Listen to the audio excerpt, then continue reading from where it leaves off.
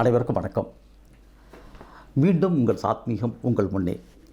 2வது குடும்ப ஆலோசனை தான் உங்கள்கிட்ட நான் சொல்ல போகிறேன். காரைக்கால் மாவட்டத்தில் இருக்குங்க இவங்களுடைய வீடு. இவங்க வீட்டில் 5 வருஷமாக ஒரே பிரச்சனை.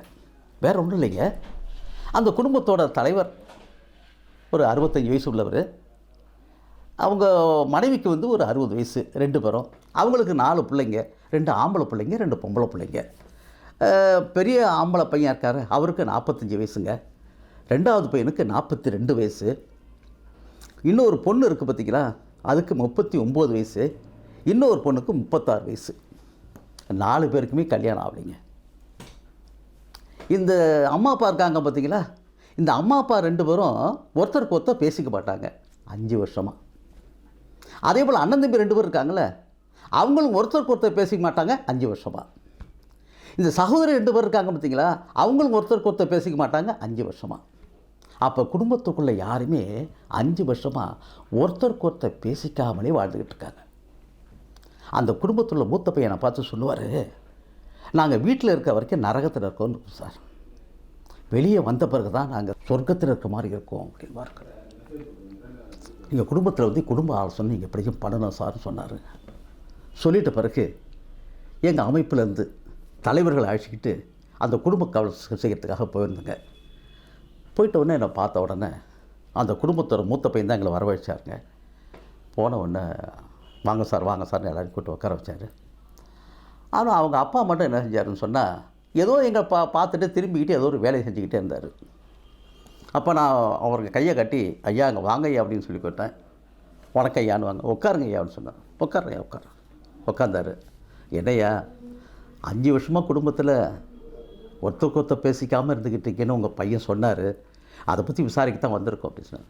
ஆமாம் சார், கேள்விப்பட்டேன் நீங்கள் வருவீங்க கேட்டு. சொல்லுங்கள் சார் சொன்னேன்.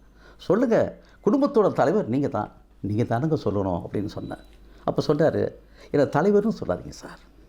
என் மனைவி என்னை தலைவரை நினச்சிருந்தா நான் சொன்னதுக்கெல்லாம் எழுத்து பேசிக்கிட்டு என் மனசு நோக்கம் நடந்துக்க மாட்டான். என் பசங்க என்னை தலைவரை ஏற்றிருந்தா நான் சொன்னது மாரி செய்ய மாட்டாங்க. என் பொண்ணு என்னை தலைவரை ஏற்றிருந்தா நான் சொன்னது மாரி எதுவும் செய்ய மாட்டாங்க. நான் சொன்னது மாரி யாருமே செஞ்சுக்கிட்டு தான் இருக்காங்க. அப்புறம் என்ன சார் எனக்கு தலைவர்? எனக்கு தலைமை என்ன, நான் சொல்கிறத கேட்டு இந்த குடும்பத்தில் கட்டுப்பட்டு நடக்கணும் சார் அப்படின்னு ரொம்ப வேலையும் சொன்னார்.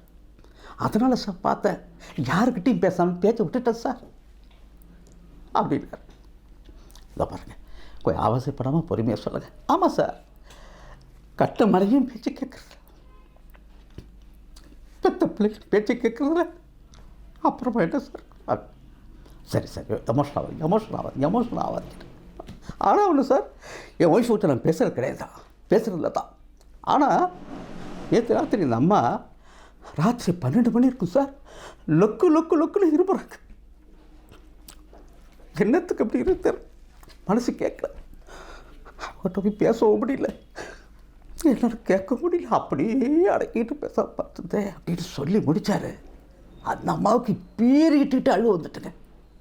சார், அவர் மட்டும்தான் அப்படியா? காலில் ஒரு கட்டு போட்டிருக்காங்க பாருங்க சார். இந்த கட்டை பார்த்துட்டு எங்கே விழுந்தாரோ, எங்கே அடிபட்டு விழுந்தாரோன்னு ஒரு ராத்திரி கூட தூக்கலை சார்.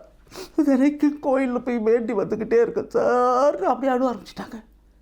இந்த அழுவை பார்த்துட்டு அவர் அப்படியே ஒய்ஃப் கிட்ட போய், இந்த கட்டு ஒன்றும் இல்லை கண்ணை தொடச்சா இருப்பாருங்க. கண்ணை தொடச்சோன்னே அந்த அம்மா அப்படியே ஒரு மாரில் சாஞ்சிக்கிட்டு என்னங்க அப்படின்னு, ஒன்றும் இல்லை பிள்ளைன்ட்டு ஒரு தடவிட்டு தான் இருப்பாருங்க. இந்த பசங்க 2 பேரும் அவங்க அப்பா பார்த்து அப்பா அப்படின்னாங்க. இந்த பொண்ணு 2 பேரும் அந்த பசங்கிட்ட எல்லான்னு காலில் விழுந்தாங்க. அந்த 4 பேரும் சேர்ந்து அம்மா அப்பாட்ட போய்ட்டு அப்பான்னு கட்டி பிடிச்சாங்க. கட்டி பிடிச்ச அந்த குடும்பமே அப்படியே ஆனந்த கண்ணீரில் நிற்குதுங்க. நாங்கள் எந்த ஆலோசனையும் கொடுக்கவே இல்லைங்க. குடும்பமே கட்டி பிடிச்சிக்கிட்டு அப்படியே ஆனந்த கண்ணீர் எடுக்குது. அப்படியே வணக்கத்தை வச்சுட்டு அப்படியே வெளியே வந்துட்டாங்க. ஆமாங்க, ஒரே ஒரு நூல் தாங்க, யாராச்சும் அந்த நூல் எடுத்து விட்டீங்கன்னா சமாதானம் போகிறதுருக்கு. அவ்வளோதாங்க வாழ்க்கை.